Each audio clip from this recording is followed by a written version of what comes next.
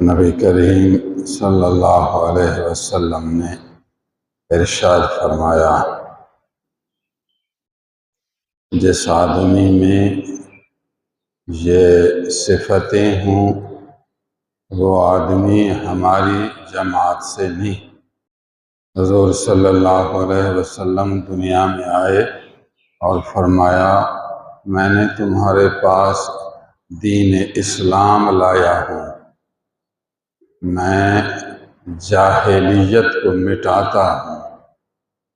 اسلام سے پہلے جو غلط کام تھے، غلط رواج تھے، غلط رسوم تھے، غلط عادتیں، گندی عادتیں تھیں، میں ان کو مٹاتا ہوں اور تمہارے پاس سچا دین اسلام اور اچھے اچھے کام کا سبق پیش کرتا ہوں۔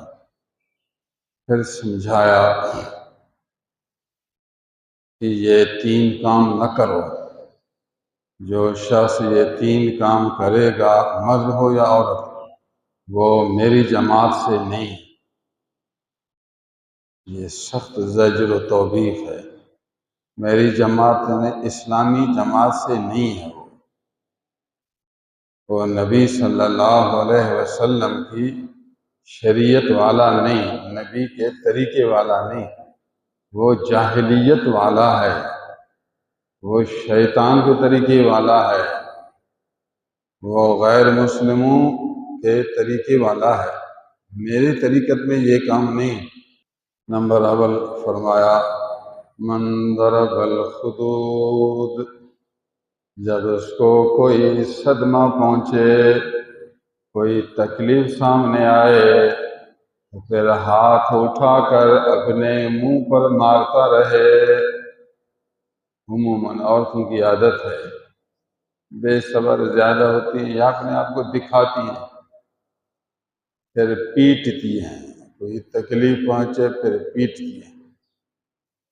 ضرب الخدود وفی روایت لطم الخدود، اپنے منہ پر تھپڑ مارے، ہاتھ اٹھا کر منہ پر مارتی رہے۔ جو خاتون تکلیف کے وقت ہاتھ اٹھا کر اپنے منہ پر مارتی رہے، وہ خاتون میری جماعت سے نہیں، وہ اسلام کے دین سے نہیں، وہ شیطان والی ہے، غیر اسلام جاہلیت کے دور والی ہے۔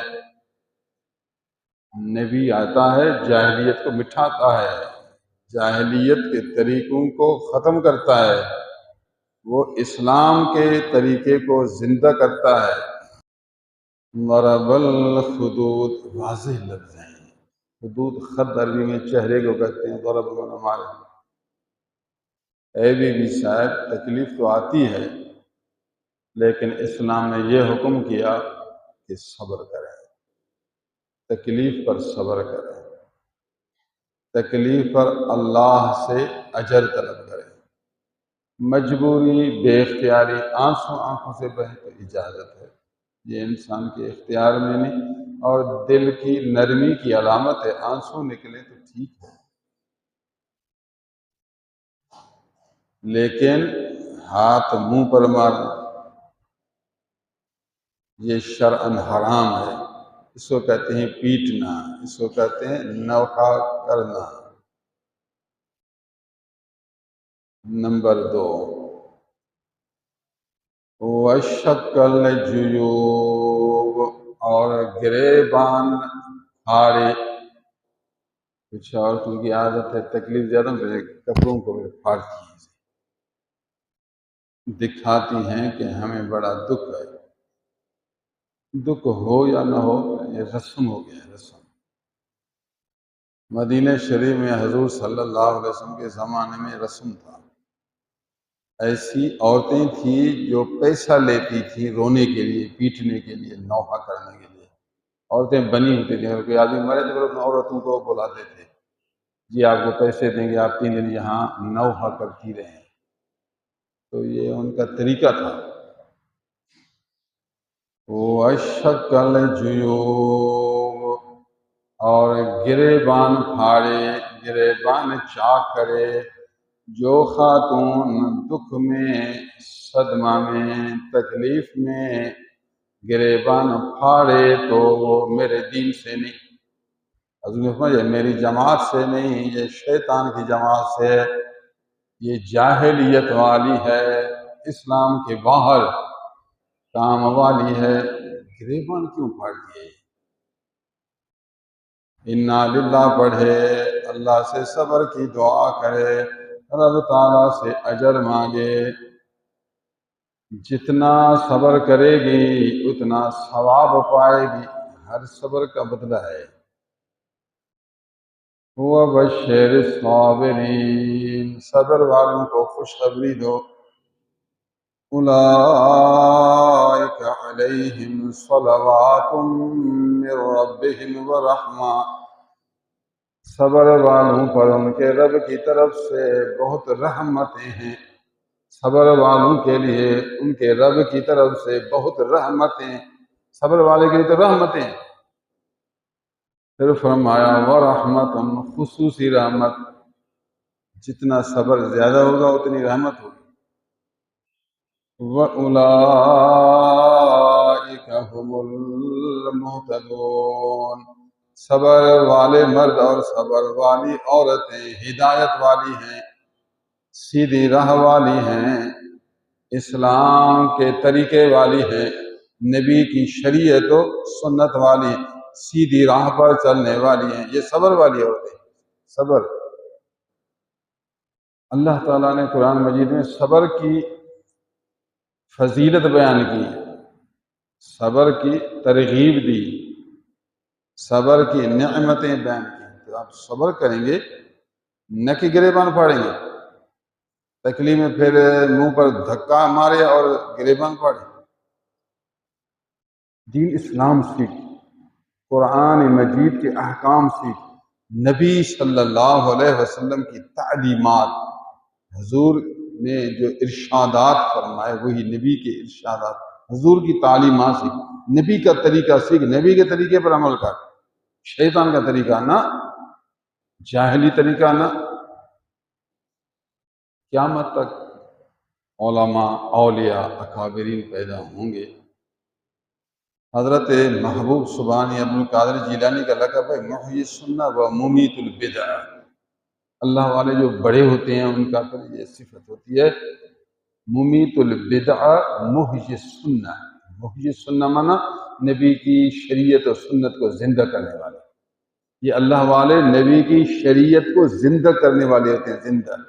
جاہلی باتیں، یہودیوں، ہندوؤں کی باتیں ان کے دماغ میں داخل ہو جاتی ہیں، پھر وہ اللہ والوں کو دور کرتے ہیں، سنت کو زندہ کرتے ہیں، سنت نبوی شریعت کو زندہ کرتے ہیں، دل دماغ میں بیدار کرتے ہیں، یہ ہوتے ہیں محیی السنہ۔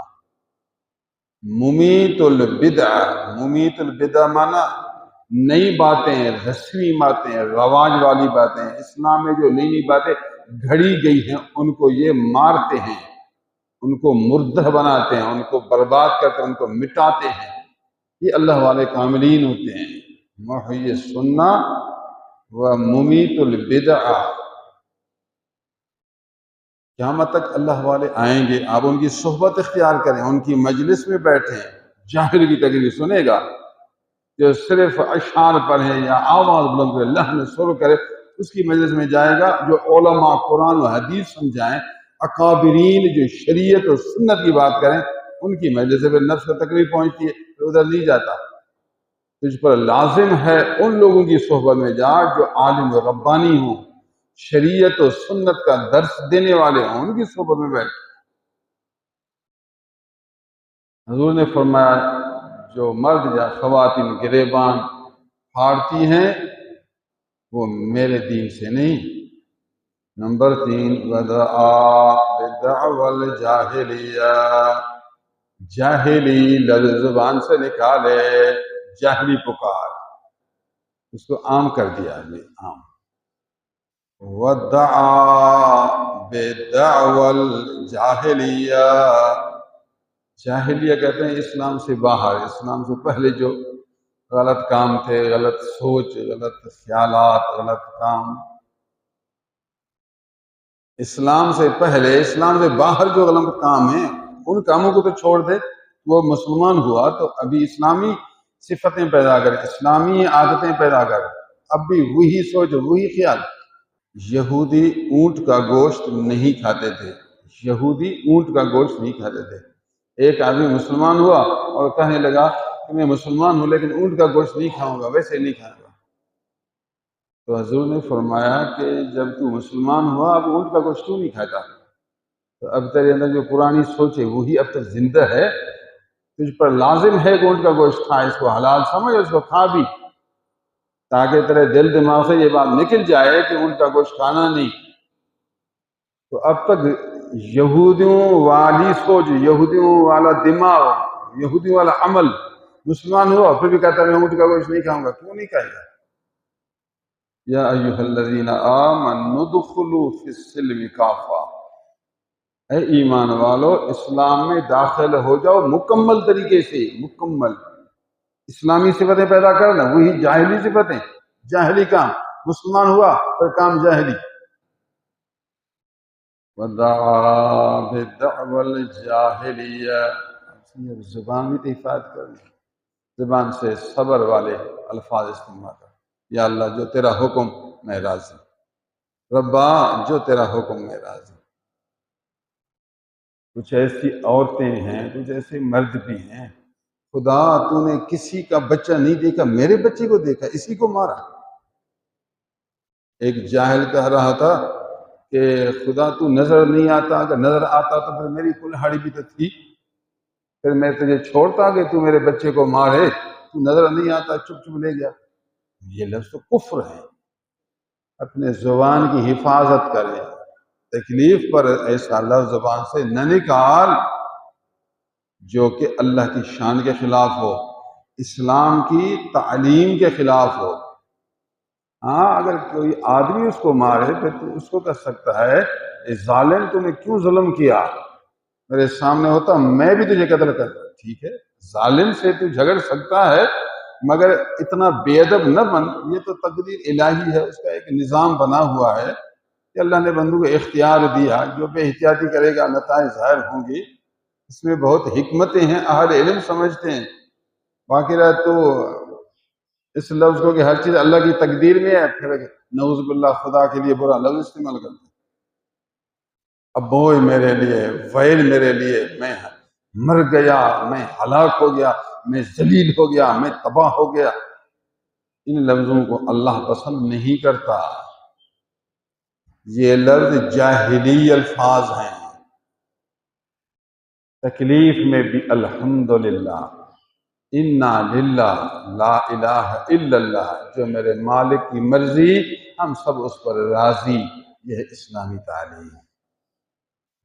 جو شخص جاہلی لفظ استعمال کرے گا، ہمارے نبی نے فرمایا وہ میری جماعت سے نہیں، میرے دین سے نہیں. لیس منا من ضرب الحدود وشق الجیوب ودعا بدعوى الجاہلیہ. بخاری، مسلم، نسائی، ترمذی، ابن ماجہ، صحاح ستہ کی 5 کتابوں میں موجود ہے. اللہ عز و جل ہمیں دین اسلام سیکھنے، عمل کرنے کی توفیق نصیب فرمائے. امام پاک کی رحلت پر دکھ حق ہے. آپ دعا کریں، ختم شریف پڑھ کر ثواب بھیجیں، خیرات کریں، ایصال ثواب کریں، لیکن ماتم نہ کریں، نوحہ نہ کریں، پیٹ نہ چھوڑ دیں، اسلام کے خلاف کام نہ کریں. اس تکلیف پر صبر کا مظاہرہ کریں، اللہ آپ کو بھی اجر نصیب کرے گا.